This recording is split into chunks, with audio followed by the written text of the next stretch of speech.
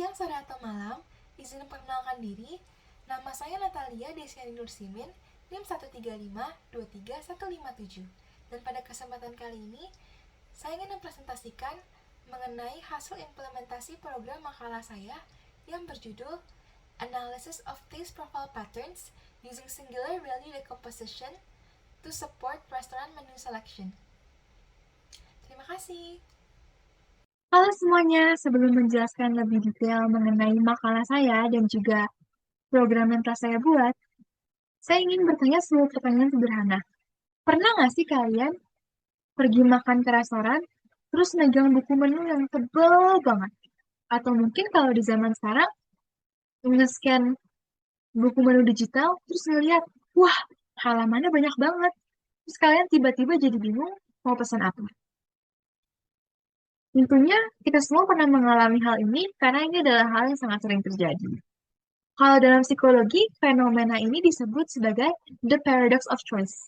Ketika kita dihadapi oleh banyak pilihan, namun bukannya senang, kita malah menjadi sangat bingung.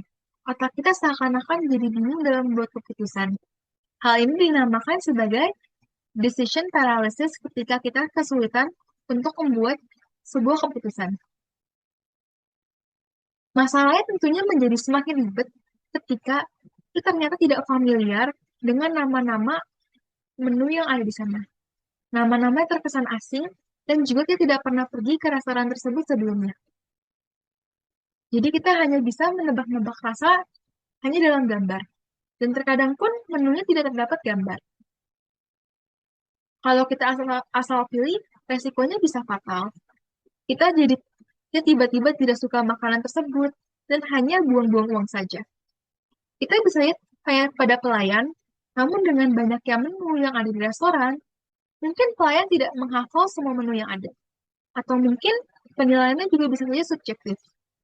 Nah, berangkat dari masalah ini, saya tiba-tiba terpikir, apakah sekiranya kita bisa menyelesaikan masalah tersebut dengan menggunakan algoritma matematika? Hal ini adalah yang mendorong saya untuk mengeksplorasi lebih banyak mengenai masalah ini dan memilih makalah saya yang berjudul Analysis of Taste Profile Patterns Using Singular Value Decomposition to Support Restaurant Menu Selection. Jadi sebenarnya untuk idenya sangat sederhana. Jadi saya mengubah rasa abstrak pada makanan seperti manis, asin, pedas, umami, richness, dan juga asam menjadi angka-angka dalam matriks. Dengan menggunakan metode SVD, program ini membedah DNA rasa-rasa yang ada pada setiap menu dan membandingkannya dengan preferensi lidah para user. Jadi, makanan seperti apa, rasa seperti apa yang diinginkan oleh para user. Perbandingannya dilakukan dengan menggunakan cosine similarity dan untuk skalanya menggunakan skala Likert. Jadi sekarang saya akan langsung mendemonstrasikan saja programnya. Untuk cara penggunaannya sangat mudah. Anda hanya harus mengetik Python restaurant recommendation. Setelah itu, Anda akan dihadapkan oleh dua pilihan. Apakah Anda ingin memilih untuk memasukkan preferensi rasa secara custom dan pribadi, atau ingin menggunakan preset-preset yang sebelumnya sudah dibuat. Untuk saya akan memilih yang kedua terlebih dahulu, yaitu menggunakan preset. Jadi ada terdapat 5 preset. Untuk kali ini saya akan memilih sweet and sour. Jadi saya menginginkan makanan yang cenderung dominan dalam rasa manis dan juga asam. Nah, semudah itu dan secepat itu juga, program langsung menampilkan makanan-makanan dalam menu yang memiliki dominan rasa asam dan juga manis. Yaitu peringkat pertama ada di ayam saus lemon dengan harga 61.600. Jadi kategori dan juga harga dan similarity serta dimensi rasa semua akan ditampilkan. Dan dapat dilihat juga bahwa Yang kedua adalah ayam goreng asam manis dengan similarity 0,7964. Dan terdapat juga rekomendasi-rekomendasi lainnya yang semua memiliki cenderung dominan dalam rasa sweet dan sour, seperti yang sudah dimasukkan sebelumnya.